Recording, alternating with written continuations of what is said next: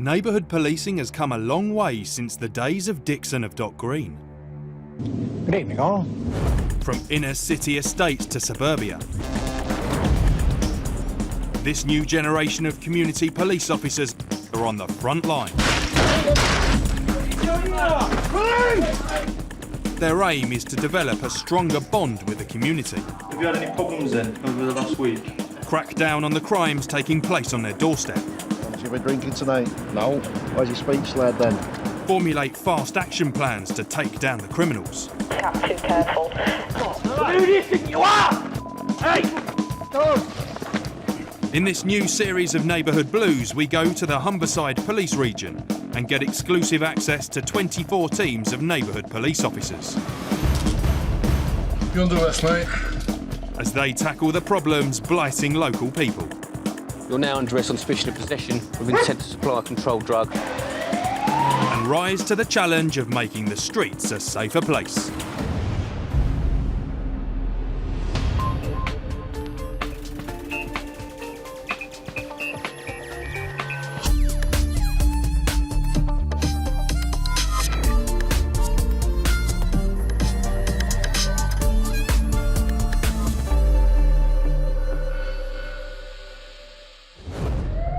Coming up, the team track down the teenage street drinkers. What have you been drinking? Just one beer. Beers. The operation to wipe out suspected drug dealers working from their sofas picks up pace. If you was to go pointing that at an armed police officer, you would probably get yourself shot. And in a bid to curb house burglaries, the team show support and offer advice. And next time I'm in the area, I'll just pop and see how you're doing. Criminals don't just steal from other people's houses. Many, like drug dealers, run their criminal operations from the comfort of their own homes. These so-called sofa dealers cause great distress to local residents living on the same street as them. All over the Humberside police region, the neighbourhood teams are cracking down on drug dealers. The thought of a dealer on the doorstep worries people nationwide. I would be quite wary of, perhaps, especially if you sort of thought someone you knew that lived close by to you was growing their own drugs or making their own drugs. It would be I would feel an uncomfortable environment to be in. The team recently launched a strike against a crack dealer that saw 3 people arrested and cash, drugs and weapons confiscated.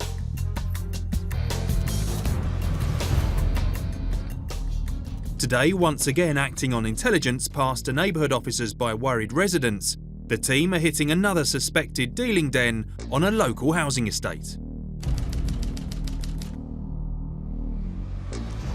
The team tool up and make final plans for their strike.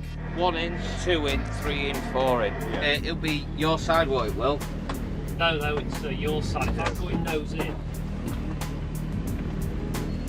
It's that woman's daft tree.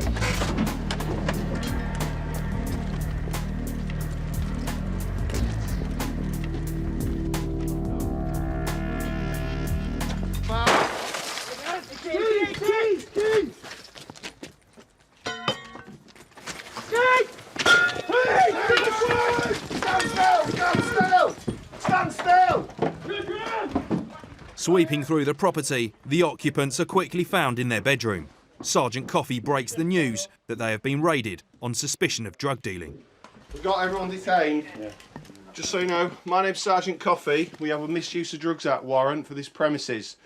You're being detained for the purposes of search in accordance with the Misuse of Drugs Act. The living room is subjected to a thorough search. Once completed, the suspect will be moved there for questioning. With the living room coming up clean, the man is brought in to be spoken to.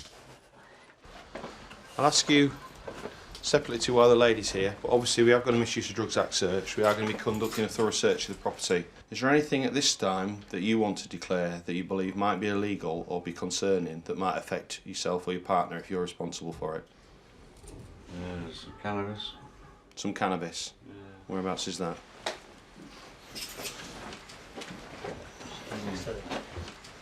Just point to it. Whereabouts? Which drawer? This one here? Yeah. Okay, there's some small amounts of cannabis and other items there. I'll tell you, you don't have to say anything, but you may harm your defence. if you do not mention when questioned something you later rely on in court, and anything you do say may be given in evidence. Whose are those items there that you've declared to me? Cannabis is mine. Cannabis is yours? Yeah. Okay, there is a white powder there as well. I don't know what the hell that is. The suspect informs the police of a serious medical condition and asks them to get his medicine. Could be the wrong one, whichever one. I've got warfarin here and Sotalol. Is that what you take? Of course, medical examiner if you need be in terms of being allowed to have that medicine that is prescribed to. Yeah. After finding the prescription drugs, the police need to check with the man's GP before handing them over. And is there anything that's particularly sentimental or important to you so that when we're searching I can make sure that we take good care of it and we don't cause any damage? Everything. Okay, they don't want to cooperate with us about the car. After initially cooperating with the police and answering any questions, the man decides to stop talking. This leads to him being escorted from the house to the custody suite to be interviewed. Right. Find out later when the cops send in the dogs if Buster's powerful nose can track down the suspected drug dealer's booty.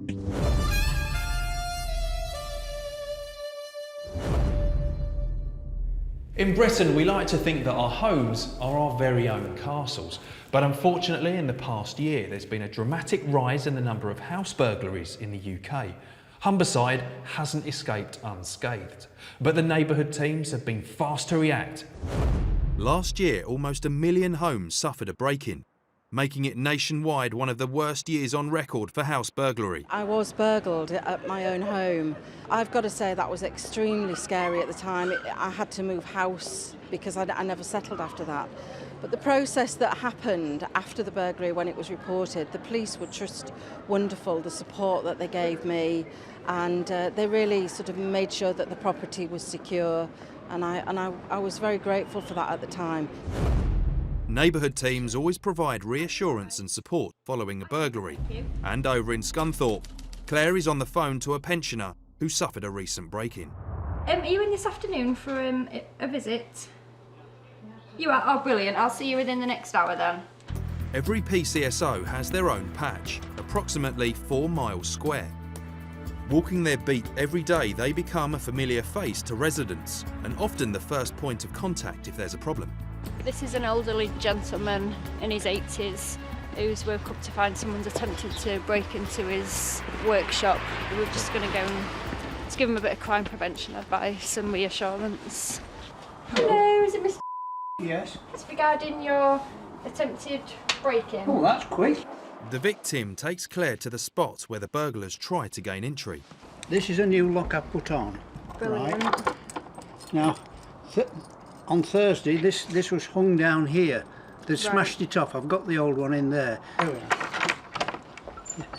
It must have been very amateurish because having got the lock off there, they could open that. Yeah. Why were they trying to get that off?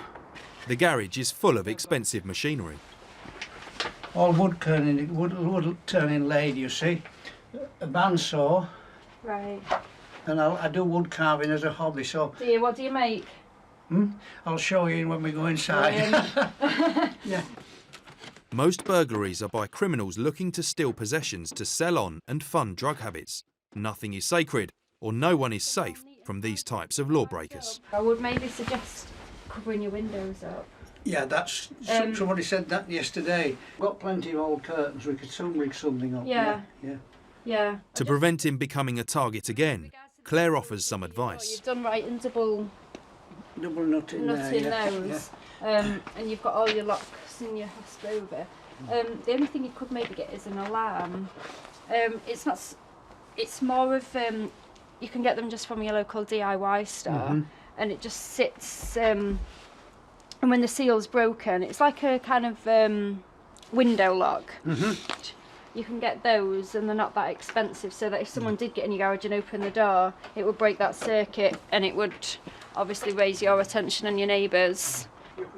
These kind of crime tips help make residents crime conscious and help to deter burglars. And Claire's got herself one very satisfied customer. There's your crime number. Yeah. And that's my name. My name's Claire. Right. And that's my direct mobile number if you should have any So problems. any problems or advice, yeah. And next time I'm in the area, I'll just pop in and see how you're doing. Yes, no Yeah, worries. see how you are. Keep you company for a bit, can't And I? have a cup of coffee. Oh, brilliant. Or something stronger if you like. Eh? And a biscuit. And a biscuit, Oh, yeah. that's it, I'm coming. Yeah. Alright, make sure all your gates and your doors But are I'm locked in, impressed yeah. with the service because people have said, "Oh, you've reported it." Yeah, I've got a crime. Oh, you know, so you know. No, I we still have like- to tell them, no, this time it was spot on. See you later, bye-bye. Since the initiative to reduce burglaries in the region began, break-ins have fallen.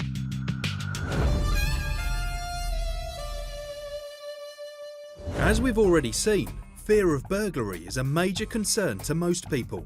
But properties are vulnerable in other ways, to crimes such as vandalism and squatting. Reports of squatting have doubled in the past 2 years, and in Hull city centre the police are investigating reports from local residents that squatters have turned an abandoned pub into a drugs den. Appears that there may be somebody squatting. There's fresh signs such as food and stuff flying about.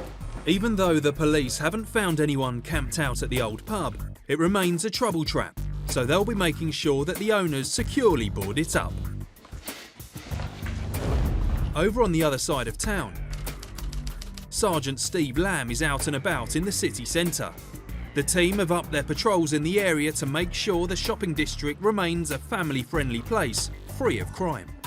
Something that shoppers and shop workers often complain to the neighbourhood teams about is people begging in the city centre. When Steve spots a homeless man who he suspects may be looking to beg, he acts firmly but fairly. Let's do a quick check, and provided there's nothing outstanding, we'll just have a quick word and then you can be on your way.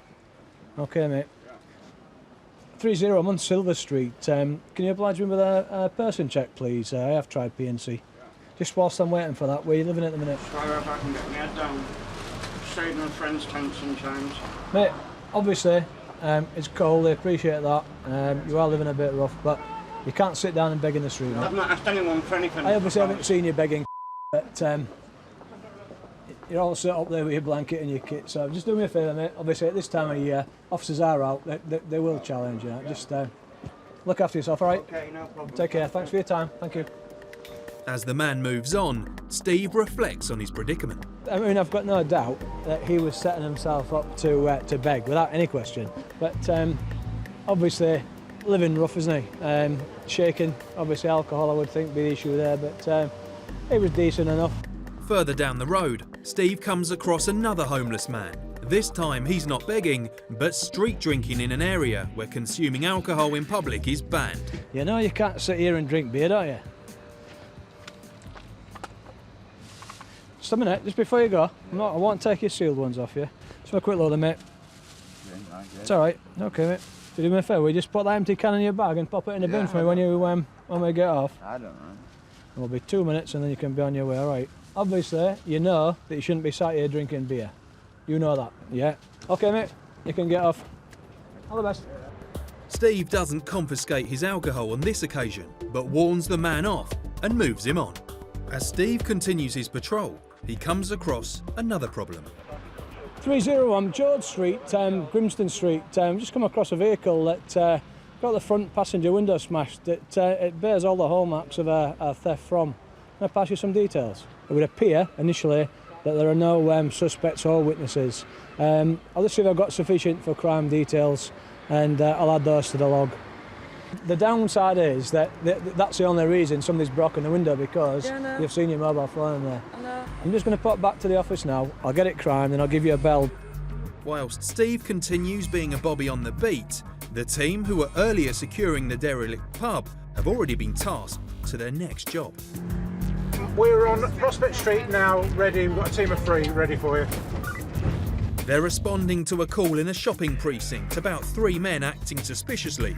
The concern being they may be looking to shoplift. Retail theft costs the UK approximately £1 billion a year in lost earnings. The men who have been apprehended are in a store in the city's main shopping precinct. They were spotted by the in-store CCTV cameras acting suspiciously in the aisles. The team take the suspects' details whilst they try to get to the bottom of what has or has not happened. Yeah, we've got 3 we're talking at the moment. To avoid causing alarm to other shoppers, one of the men is taken to a detention room in the back of the shopping precinct. The police give the lowdown on what they have found out so far. The other two lads, they're with the male that's they've got in the detention room at the minute. Checks have been completed on the other two. Although they were in company with them, they've not actually committed any offences as such. Because they've not done anything, we've just sent them on the way. They've been banned from the start. Do you understand what I'm saying? Well, go back to wherever you're going, don't be going around the shops, because it's obvious what you're up to and everyone's going to be watching you. So if you're out trying to commit further thefts, you're not going to be very successful and you're going to end up in the cells. With the man released with a warning, the team explained why they had reasonable grounds to detain him in the first place. We know he was going to attempt to leave. He didn't have enough money to pay for what was in his basket. But we'd rather get in there, prevent the crime from happening, than sit there and basically witness the commission of an offence. He's in there. We've sent a message out to him that we're aware of him, we know what he's doing, and he's not welcome within the city centre. For the neighbourhood team, warning people off committing an offence carries greater rewards than having to chase down a criminal and catch him in the act.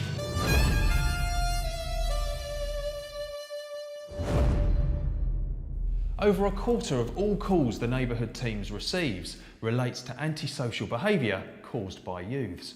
In Humberside, the police are always looking for new ways to put a stop to this problem. During the past 3 years, the number of teenagers who admit to drinking in public has soared to 70%. It's a growing problem across the country, and one the neighbourhood police teams are determined to stamp out. We did have it when the youngsters was there's a church next to us, and they were sitting in the garden there drinking and smashing bottles. Yeah. We did have that for a few months, the summer before last, but the police soon sorted that out as well. In Hull, they've started an initiative to keep teenagers away from booze and give them a place to hang out. The council, in partnership with the police, run a special alcohol-free club night. PC Alan Cowley and the team are tasked with making sure that no one tries to get into the club already tanked up. And it's not long before they spot some potential troublemakers. Hey boys, what are we up to? You're off in position, are you? You seem to be harding over here on the benches away from me because I was there. Waiting for his girlfriend. You're waiting for your mate? You're waiting for your mate? He says you're waiting for his girlfriend. Oh yeah. Where's she coming from then? She's coming from mum and dad's house. Coming from her mum and dad's house. All right then. How much you want to drink tonight? Alan is unconvinced. The lads look worse for wear, and he suspects that they are heading to the under-18s nightclub. You've either smoked something or you've had something to drink tonight. No, I had a cig, that's it. You had a cig? What was in the cig, anything? No. It shouldn't be. No. When you go to the door in there, they're going to breathalyse you. Right then. Yeah, that's okay then. Okay then. So as I say, you seem to be acting out the ordinary and No, keeping out my way. over there. All right then. Have you starred on a few? What do you mean starred on a few? No, I haven't, no. All right mate, yeah, have a nice night. See you later, cheers. Ta-da. Those lads go on their way quietly, but further down the street, Alan spots a group of youths hanging around the club that he suspects haven't been drinking lemonade all night. Just as we was approaching the club tonight, the three youngsters who I spoke to saw from a distance tossing aluminium cans away. I'll go and pick them up and pop them in the bin for me, yeah? Well done. Thank you. On speaking to them and asking them to pick the cans up, it was obvious the speeches were slurred and their eyes was glazed. How much have you been drinking tonight? No. No alcohol whatsoever? No. Why's your speech slurred then? In? Was. They've been drinking alcohol. For that reason, I've asked them to leave the area tonight. If they go in the club in that manner, that could cause problems. What have you been drinking tonight? You haven't just been drinking energy drinks? No, nothing. No, not at all. You stink of it. What have you been drinking? Just one beer. Beers? Just one. One beers. How old are you both? Age? 16. 17. 16. You're not going in here tonight, boys. Because you've been drinking on the streets, you've had that energy drink, that's not just energy. So I can tell by your eyes and your state of your speech, okay? So what I'm going to do is ask you all to leave the city centre and not come back here tonight. All right. If you don't do that, I'm going to issue with a section 27 notice, which I'll order you to do it. And if you come back then or refuse to leave, you'll end up getting arrested. I'm not going to take that option at first. I'm going to ask you to leave the area. All right? So you go and you don't come in here today. Thank you very much. One of the lads Alan sent on his way was just heard shouting abuse back at the police. Alan goes to check if he's still around.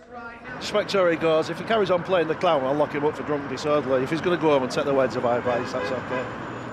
I took the option of running off up the street, so that solved that problem for tonight. The lads getting sent on their way sends a warning to the queue of over 100 teenagers that's building up outside the club.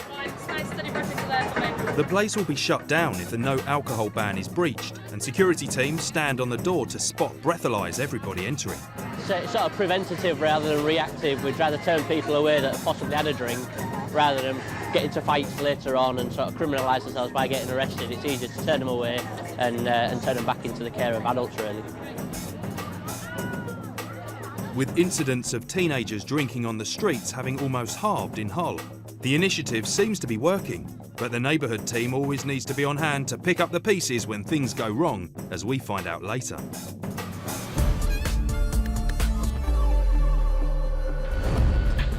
Coming up, Buster uses his crime-busting nose to sniff out a hidden stash. Don't be silly. And the classroom of children who get the chance to become young Sherlocks. We need to treat this very seriously, because if me or PC Anderson go to a crime scene, we can't just mess about and laugh. We've got to treat it seriously.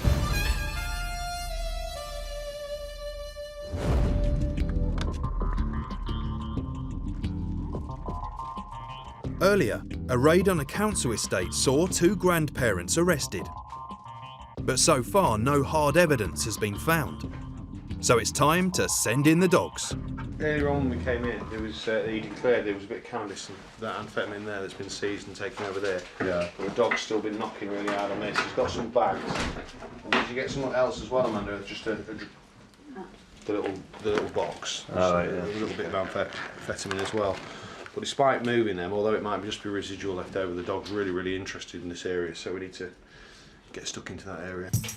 The systematic search of the house is a slow process, having to be all the more thorough because dealers are always coming up with new and imaginative ways to hide their stash. But the ever-eager Buster just keeps finding more and more mini stashes. Another tin of cannabis this time. Hang on. Downstairs, the police make a discovery that could place the suspects in even more hot water. When we first looked under the table, first we looked up and wedged into the table, so literally so that if anyone was at this table, it was hidden, but you could retrieve it from the table, like that, which obviously if we're confronted with somebody like that, would be very worrying. Now it turns out it's only a CO2 pistol, but it's the fact that obviously it's exceptionally realistic looking. And if it was pointed at you, you would think you're being pointed at with a fully lethal weapon. As the high-low search of the house continues, in the kitchen, Sergeant Coffey finds another dangerous weapon. That's a homemade electrical taser device, basically. If you drive that into somebody, not only would obviously they get the prong sticking in the flesh, but they give them an electrical shock. So that's actually a prohibited weapon. It's not as if they've made it out of curiosity, just to see if they could do one, because it's actually here sat charging, ready. Hopefully it'll fit into one of these. As drugs and weapons continue to be gathered as evidence, a visit from the local housing officer brings more bad news for the lady of the house, who remains under detention in the living room. We're looking at serving notice on your property. For what? Because obviously you're in breach of your tenancy agreement. You have been causing a nuisance. You have had complaints. From who? From people living around here.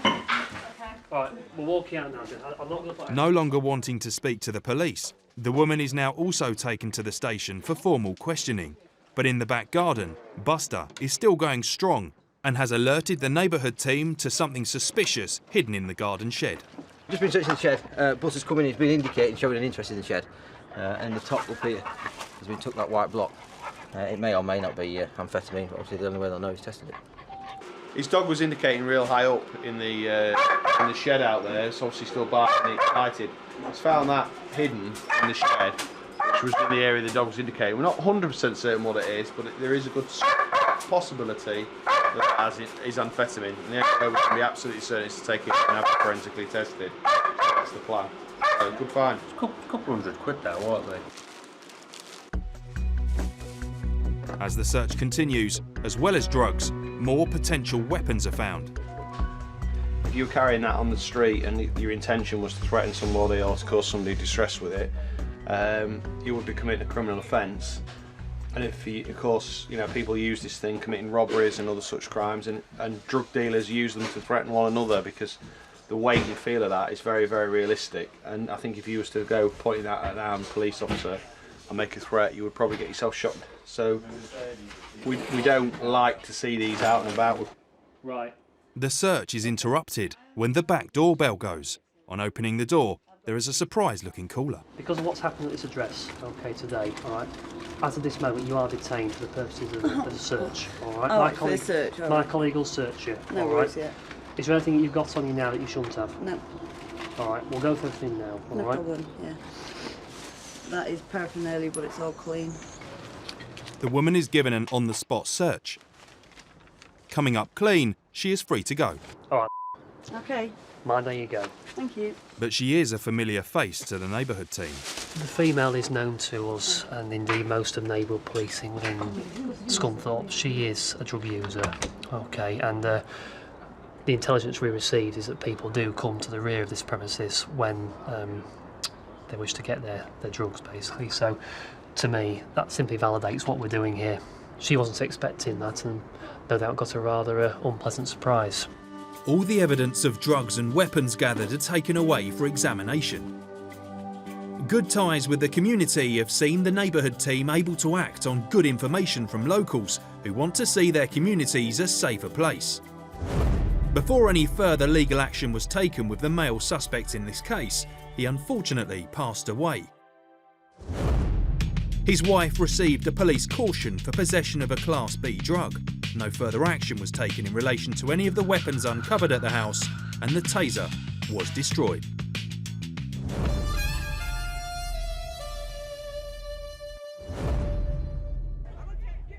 Teenage street drinking has become a major problem across the UK.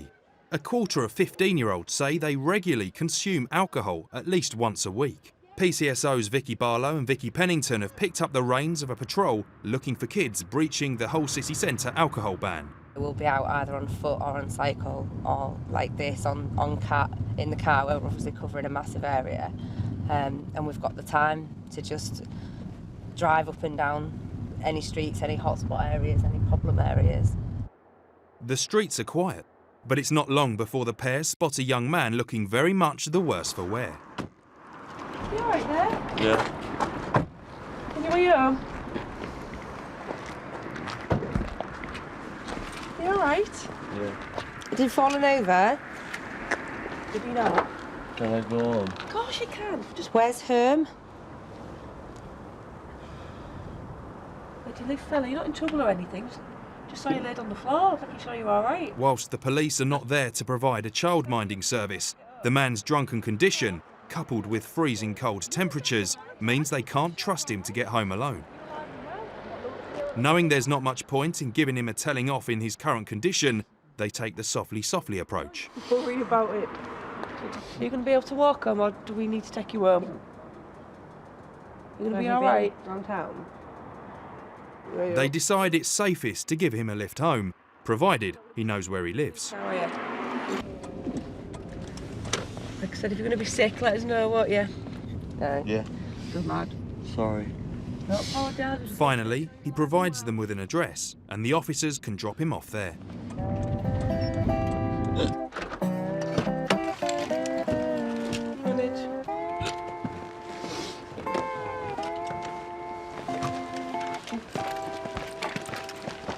What Mum and Dad will think about him coming home in such a state remains to be seen.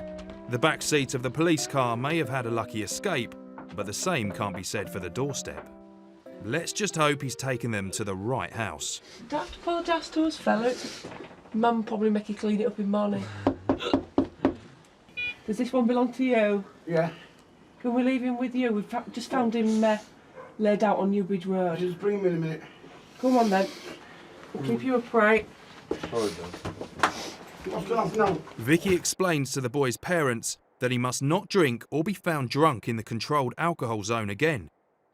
At least he's not passed out in this. With the lad now safely tucked up in bed, the two Vickies return to their patrol, hoping they don't have to nurse any more teenagers who have gotten on the wrong side of the beer can, as well as the law.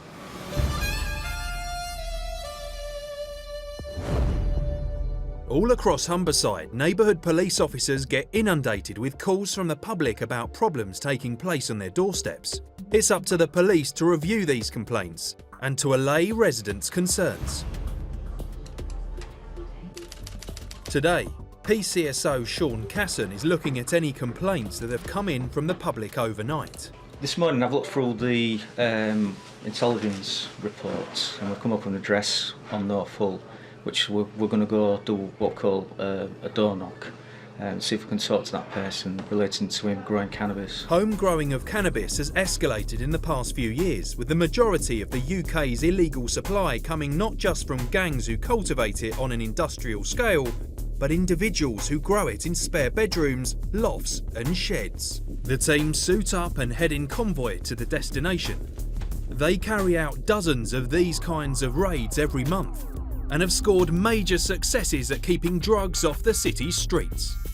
And these kinds of high visibility raids reassure the public that the police are doing everything they can to make their communities a safer place. Mick could break the door in, but decides to take the softly approach. Mr. Come down to the door, please. And ask the householder to come and speak with him. Morning, how are you? Can I just go in and have a word with you? Thank you very much.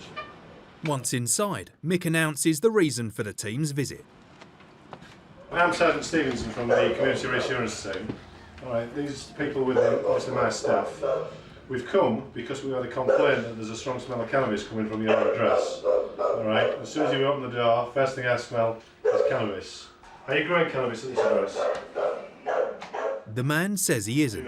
Behind closed doors, Mick tells the man he's going to act on his suspicions and search the property, the hard way or the easy way. Well, let me just explain something to you. If you won't allow us to search with consent, then because I can smell cannabis, that gives me a reasonable suspicion and I'm going to arrest you. But if I arrest you, you will stay arrested. Alright?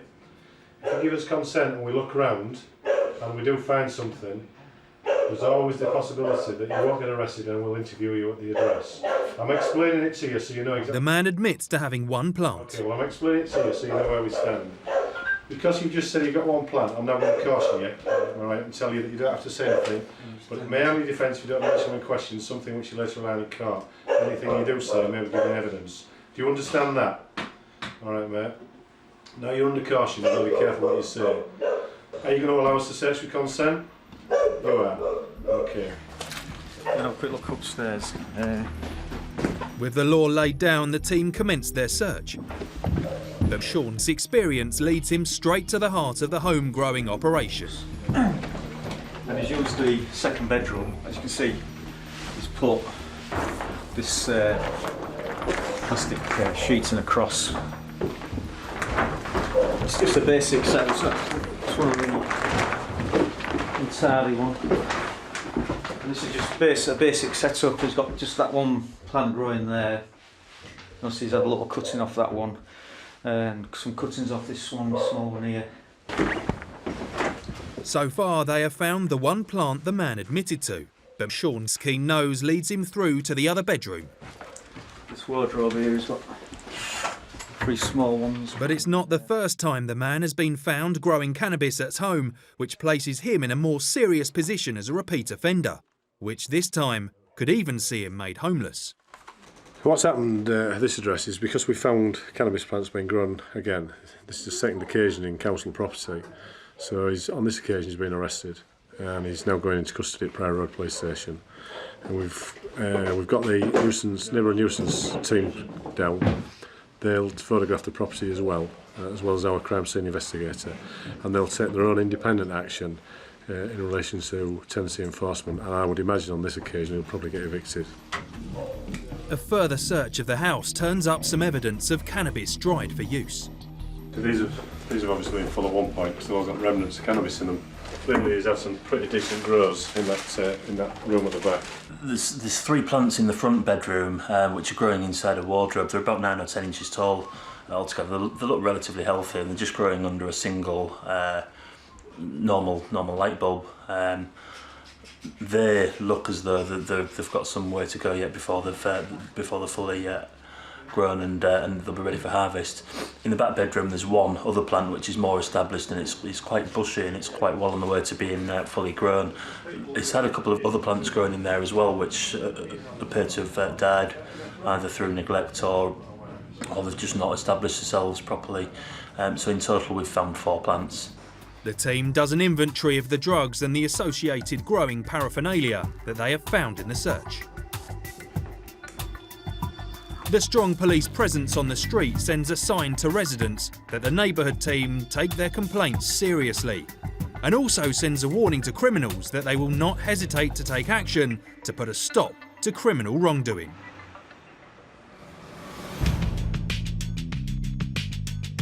The man was found guilty of possession of a Class B controlled drug and was fined £100 plus costs.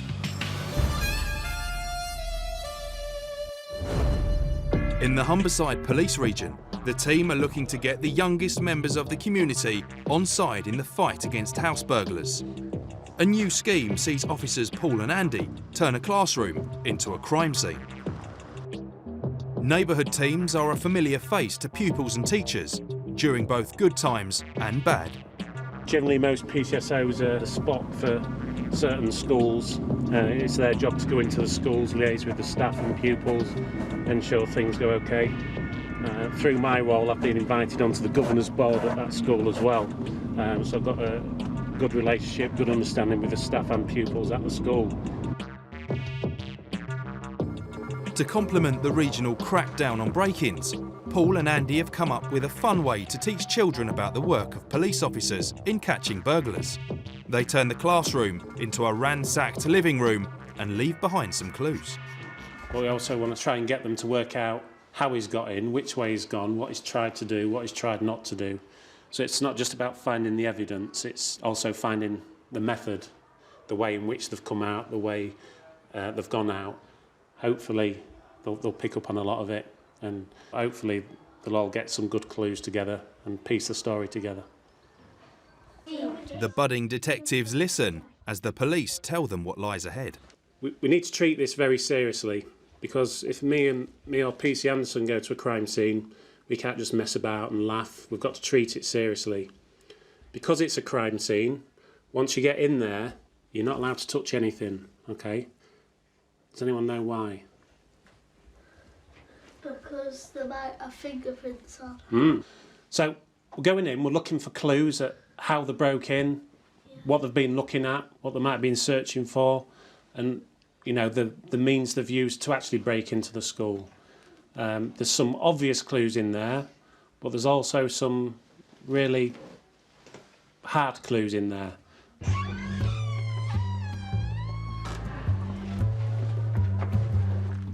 The young Sherlocks begin surveying the crime scene and make a note of everything they think may be a clue as to what happened.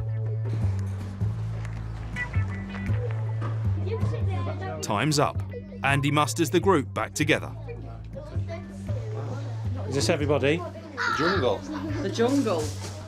Crowbar. So he might use that to do what? To get in. To get in, yeah. And how did he get in? One young lad picked up on a very important clue. They've then reached their arm in, put the key in, and then because they've cut themselves on the arm, they went over to the tap, got a paper towel and left some blood on it. The idea that the burglar may have been injured during the break-in sets the young minds racing. He had blood on his hand, on his arm. Mr. Norton? Yeah. The school caretaker? But just a minute. We can get in a lot of trouble for even suspecting him of doing it, so let's just hear him out. Let's hear what his story is first. Yeah, I'm busy, come in. sorry. Come in. Oh, right. You know, Kim asked us to come and have a look at this burglary. Yeah. Our SOCO officers have had a day off, so we've had to use these pupils to help. Right. Okay? For some bizarre reason, they think it was you. Me? Yeah. What happened to your arm? Oh, I just caught it when I was in my shed last night. Shed? Right, okay. Yeah, I just caught it on a nail, like, so, yeah. Do we believe him? No. Yeah, right. I'm sorry. Right, okay. Where was you last night? I was at home. Yeah, I was at home watching telly. There was Can anyone prove that? Football match on. Yeah, me and the wife watched that football match, yeah. What football? Hang on. What? Went to penalties, Crystal Palace, yeah. Well, I went out with your wife last night. Thank you, Mrs. Woods. Because he don't lie to you once. Why would he lie then? To If get he's out lying, of why would he trouble. lie? To get out of trouble, to blame someone else. Mr. Norton has a car which the police and the junior detectives want to inspect. How's that got in there? Do you think I've got enough evidence to arrest him now? Yeah! What is oh dear. Due to the fact that you've got stolen items, or items believed to be stolen in the boot of your car, I'm arresting you on suspicion of burglary. Oh no. You're nicked. Oh no. Could tell by the faces they enjoyed it, they loved it, and they've been around school telling everybody exactly what they've been doing. In fact, a couple of the teachers even said to me, "Oh, Ian, you did this, you did that, you did the other," so they took it all in. You could tell by the faces, they thoroughly enjoyed it, yeah. We'd like to say They really enjoyed it. They were really inquisitive. They worked the clues out well. They put the story together, and we got the suspect in the end. And like I say, they all did really well. Another job well done. Yeah. If only every burglary was that easy.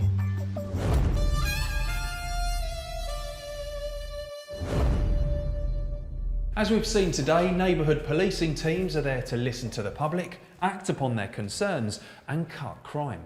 But they need local people to stay on side for this style of policing to work. And the only way that can happen is if they continue to deliver results.